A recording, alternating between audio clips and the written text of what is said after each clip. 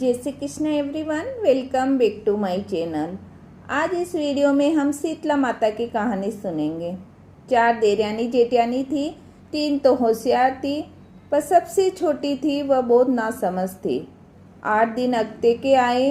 तीनों तो होशियार थी, जो सब काम सोच समझ कर करती थी, पर वो सबसे छोटी बेचारी को कुछ भी पता नहीं था। यहाँ तक कि 8 दिन में क्या क्या काम नहीं करना चाहिए वो भी पता नहीं था।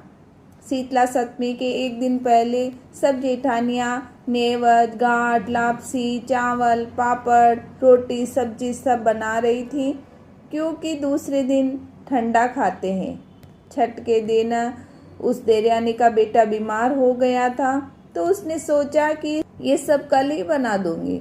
वो तो जैसे ही सुबह उठी सब नेवज और तला तली करने लगी। उधर सब जेठानियाँ हंस रही थी और कह रही थी ये पागल हो गई है, आज ये सब कर रही है, पर उसके पास जाकर कोई उसे समझाती नहीं है। ऐसा करने से उसका तो बेटा बहुत बीमार हो गया और बड़े बड़े फोले पूरे शरीर पर हो गए और मूर्छित हो गया।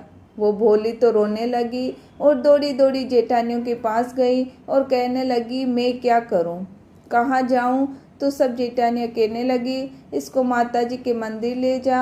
वो औरत जाने लगी। जाते वक्त रास्ते में एक डोकरी मंदिर में बैठी मिली। उसने कहा ये जाने वाली मानवण कहाँ जा रही हो, मेरे जुए निकालती जा। उसने कहा मेरा पुत्र बहुत बीमार हो गया है, इसको माताजी के मंदिर ले जा रही हूँ, लो जुए तो मैं निकाल लेती हूँ। उस डोकरी ने कहा जा तेरा पुत्र ठीक हो जाएगा। आगे गई तो एक आम का पेड़ था, उसके नीचे बहुत सारी लकड़ियां बिखर रही थी। तो आम के पेड़ ने कहा औरत कहाँ जा रही है, मेरे नीचे बहुत लकड़ियां बिखर रही है, उनको इकट्ठा कर दे ताकि कोई अच्छे से आम खा सके। उसने अपने पुत्र को एक तरफ सुलाया, सारी लकड़ियां बिनकर एक तरफ इकट्ठी कर ली। आम ने कहा जा तेरा पुत्र ठीक हो जाएगा। वो माताजी के मंदिर में जैसे ही सुलाया, उसका पुत्र तो एकदम ठीक हो गया। माताजी ने आप रूप दर्शन दिए और कहा ये पत्थर पड़े हैं, जितने तू ले जा सके वो लेती जा और कोठे में डाल देना। वो गई और कोठे में पत्थर डालकर सो गई। सुबह उठी तो सुंदर महल, नौकर चाकर सब आराम था। तो जेठानियाँ जलने लगी और कहने लगी कल तो मरे हुए छोरे को लेकर माताजी के मंदिर गई और आज ये सब कैसे हो गया। 1 साल बाद वापस शीतला सप्तमी आई।